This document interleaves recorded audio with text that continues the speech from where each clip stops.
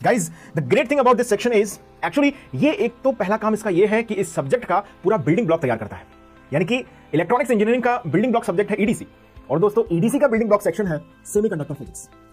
और दूसरी अच्छी बात बताऊं इसके बारे में कि इससे से कम एक या दो क्वेश्चन आपके पेपर में आते हैं, 1 और 2 क्वेश्चन इन द गेट इस सेक्शन से पूछे ही जाते हैं ऑलमोस्ट हर साल। तो दो चीजें हो गई भाई साहब, एक तो आपका बेसिक स्ट्रांग हो गया इस सब्जेक्ट को अच्छी तरीके से पढ़ लेने से, और दूसरा फायदा ही फायदा, 2 नंबर में आ सकता है, 2 क्वेश्चन आ सकते हैं, हो सकता है कि दो नंबर के 2 क्वेश्चन यानी कि 4 मार्क्स में आ जाए। सो जो यूजुअल तरीका है वो 2 या 3 नंबर में सेमीकंडक्टर फिजिक्स से पूछ लेने का है। अगर एक क्वेश्चन 2 मार्क्स का है तो एक क्वेश्चन कई बार वो 1 नंबर का भी पूछ लेते हैं।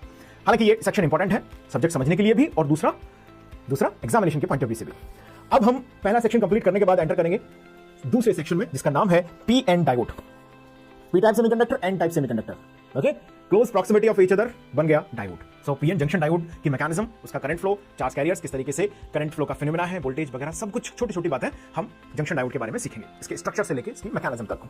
फिर हम बात करेंगे कुछ स्पेशल डायोड। स्पेशल डायोड कुछ ऐसे वो स्पेशल वाले कुछ ऐसा नहीं है, स्पेशल का मतलब है जिनको कुछ स्पेशल एप्लीकेशंस के पॉइंट ऑफ व्यू से बनाया गया, जैसे लाइट एमिटिंग डायोड, पर्पस क्या है लाइट को एमिट करना, okay, photo diode.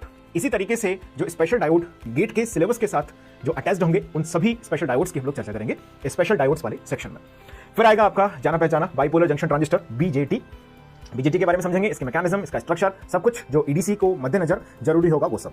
Wait analogue में एंट्री नहीं करेंगे, ईडीसी के हिसाब से जो चीजें चाहिए होंगी सिर्फ मैं उन्हीं मुद्दों पर बात करूंगा। ओके, सो दिल थाम के बैठिएगा, सारी नई चीजें मिलने वाली हैं, जो एनालॉग में हो गया वो सब नहीं होगा, EDC is a different thing.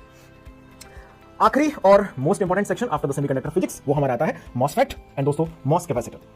इसको हम प्रॉपर इसके स्ट्रक्चर से लेते हुए मैकेनिज्म, इंटरनल पूरी फिजिक्स, चाहे वो मॉसफेट हो या मॉस कैपेसिटर हो, इन दोनों को ही हम प्रॉपरली एक एक करके इनका सिस्टमैटिक डिस्कशन करेंगे दोस्तों।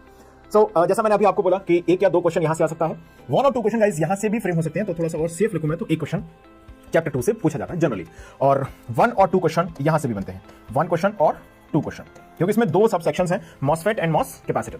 गाइस स्पेशल डायोड या पीएन डायोड, इन दोनों में से एक क्वेश्चन तो पक्का आता है भाई साहब जनरली।